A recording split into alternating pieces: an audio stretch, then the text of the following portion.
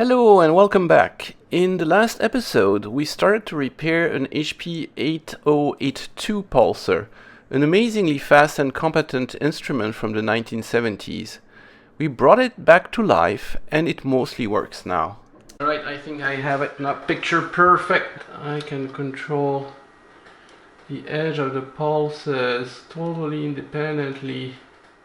But one remaining function, the controllable pulse delay, is still not working. We traced it back to a malfunctioning IC. Unfortunately, this IC is pretty much unobtainium. It was developed by HP specifically for this instrument. These ultra-fast, specialized ICs are the secret to the instrument's impressive performance to this day. So replacement ICs are impossible to find unless you take them from another instrument. And even then, I found two 4-parts only instruments, and this very IC had failed too. It looks like it must have had some specific weakness. So I hatched plan B, make a modern version of the circuit with miniature surface mount parts, and use it to replace the failgate of our IC. This should be interesting and challenging, as the bandwidth needs to be in the gigahertz range. So in this video, we are going to play IC design engineer. We'll take our inspiration from the original IC schematic, and we are going to learn how to design and model a fast ECL inverter gate. If we succeed, we can't make a new IC, but we'll do the next best thing, building it on a miniature PCB with surface mount components. Let's start by looking at what the failed IC does. It is used early in the pulse creation chain to produce a repetitive stream of extremely sharp 2 nanosecond wide pulses, to which delay, width, and ramps are added later on. Creating very short pulses with sharp edges on both sides, widely variable rate, and nice flat bottom is actually quite difficult. So instead, it's done by starting from a nearly perfect square wave, which is an easy DC balance waveform to produce perfectly. The square wave is then inverted, delayed 2 nanoseconds in a delay loop, and passed through an AND gate with the original signal. The output of the AND gate will be high only when the two input square waves are overlapping, leaving only a clean 2 nanosecond sharp pulse. The inverting, delaying, and ending is exactly what our failed IC was supposed to do. HP actually gives some insight on how the inside of the circuit is made. This is really the old HP, really, no. Good engineers managed by even better engineers that just wants to help other engineers. So here's the inside of the IC, and if you squint, you can see the square wave coming here on pin 2. So it's over here. The upper part is concerned with generating the trigger output, and that works fine, so we're not concerned with it. So our problem is in the lower part, and that's the one that generates the short pulses. And you can see the square wave being regenerated and coming into this. And this is just an inverter. So here's our original square wave. Here it comes out of this gate inverted. And it comes out of the circuit to the delay line, which will shift it by 2 nanoseconds. And you can see it on the board. I'll insert a picture of it when I make the video. And so after that, the delayed inverted square wave comes back into that second gate, and it's ended with the original. So here you have the original, here you have the delayed inverted, and that's the gate that does the ending and makes sharp pulses. So out of our end gate come are sharp pulses, and there are two versions of it because this is a complementary stage. There is actually the inverted one with the pulse going down, and the regular one with the pulse going up. And they come to the outputs, and you can see the inverted one is called ND, that stands for non-delayed, and the other one is called DEL, that stands for delayed. That's because the inverted one is the one that's going to be used by further circuits. to generate the immediate non-delayed pulse, and that's the one that's still working. I have that pulse. That's what I'm living on today. And the delayed one is the one that I'm missing. This output is completely dead. It reads 0. And that's the one that drives the delayed pulse. So it goes to a delayed circuit, and then the full pulse is generated in further circuits. And that's the one that I am dearly missing. So in a sense, we are not in such a bad shape, because all I need is to recreate the DL pulse, the delayed pulse, which should be just a simple inversion of the signal that's already existing. What is even more amazing is that HP actually puts a picture of the inside of the actual IC in the service manual. And you can see all the little transistors. So on this scan that comes from the manual, it's a scan of the manual on the web. You can't really tell everything, but you have enough to see how the transistors are arranged, and you can tell that these are ECL gates, and they are not traditional ECL. The levels are not common. They are HP only, so they go from 0 to minus 600 millivolts. So my thinking is that we could pick out here how they designed an inverter gate and recreate the parts that's missing in the circuit, and that's completely compatible with the original design. The one remaining unknown is that I can't read the values of the resistors on the poor copy of my schematics. But on the interwebs, I found that restorer Matthew Dassaro had a similar problem with his pulsar. He decapped the failed chip, took a die shot, and figured out the schematics including resistance values by measuring their length. It's an earlier version, not exactly the same, but now I have a good initial guess for the resistor values of my design. So let's try to design a simple ECL inverter gate according to the HP implementation.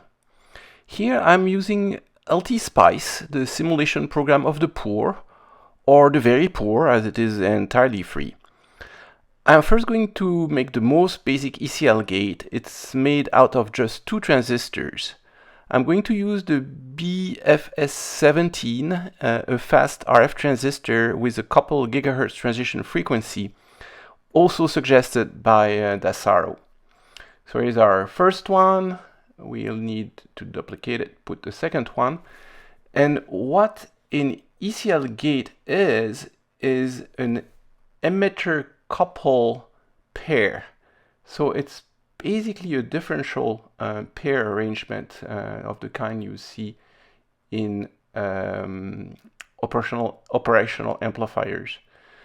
So you see, here's the emitter resistor, and the emitters are coupled. Then that's why it's called ECL, emitter couple logic. So this will be the negative supply. ECL is powered by a negative voltage.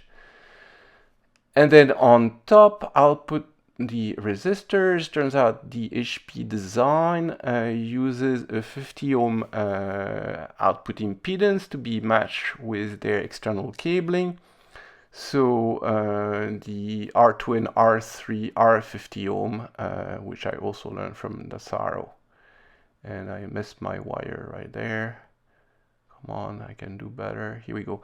And that will actually be ground. And that's the fundamental ECL pair structure used everywhere in the circuit. So you see them, 6 of those pairs in the 6 gates that are in the circuit. Okay, so now it's just going to be a matter of powering the circuit and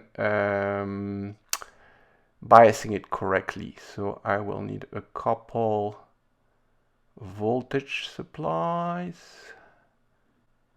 Here we go, voltage. So 1 to power the circuit, 1 for the input signal, 1 for biasing the gate.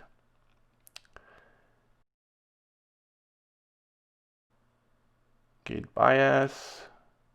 This will be my input signal. And this is the minus 5 volt power supply.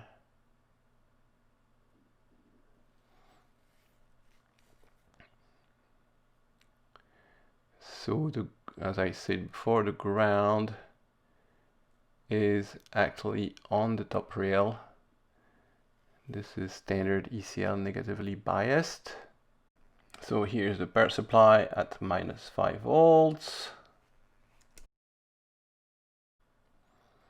So here's my bias source. So believe me, I tried it before. The right value here is about 1 volt. And here also I tried it before. And this gate with just 2 transistors is not balanced. So you have to give an input with a different voltage than the output, and we'll fix that after we've demonstrated how it works. So the input swings from minus 0.8 volts to minus 1.2. And we'll replicate the 1 nanosecond rise time, nanoseconds, not seconds, and 2 nanosecond pulse width, 20 nanosecond period, and 5 cycles. And here I didn't notice, but I put the initial time of 10 seconds instead of 10 nanoseconds, so it's going to not be happy when I first try the simulation. And the resistors here, so once again I take the approximations given by Dassaro's reverse engineering. And so, by the way, here is my outputs. Here's the output number 1, the inverted output. And this is output number 2, the non-inverted output. So this is a differential pair symmetric arrangement. And what happens is that when U1 is on, it brings the voltage at the emitter point up. It turns U2 off if the bias is correct, and the current goes through U1. And vice versa, when U1 is off, the voltage at R1 goes down, and it turns on the transistor U2. So the current flip-flops between the 2 transistors, and if you know the only tricks to adjust the bias voltage correctly so it bisects the up and down movement of the emitter voltage, and we should be all good to go. So I'm going to try a simulation, and it's going to bark at me because I use that 10 seconds. So I'm going to jump to when I actually fix it. So here we go. It's not 10 seconds, but 10 nanoseconds, and all of a sudden it's going to work a lot better. Here are my input pulses going down every 2 nanoseconds, and here's the first output and the complementary output. So the gate is working fine, it's fast enough. The one problem that you see here is that the input voltage is at minus 0.8 volts to minus 1.2, and the output is 0 to minus 600, which is the HP spec. And we obviously want to have the gate take the same input voltage as its output voltage. So we'll just have to add a little circuit. And here I demonstrate the bias. My bias here is not working too fine, it's a little too low, so I'll just fix it. There we go. Then we have a well biased gate with the bias of one transistor being in the middle of the swing of the other one. So we're all good to go. And here I'm going to quickly add my little voltage conversion circuit, and that's taken straight from the HP schematic. So I had 1 transistor and 2 resistors, and they made it such that input impedance is 50 ohms, so the input resistor is 50 ohm. And then I'm building a little test source that's impedance matched to feed it. That's R6, which I'll also give a value of 50 ohm, and my little V2 now should be in the same voltage range as the output. So the input and the outputs are matched in voltage range if HP did a good job designing their gate, which we'll find out in a second that they actually did.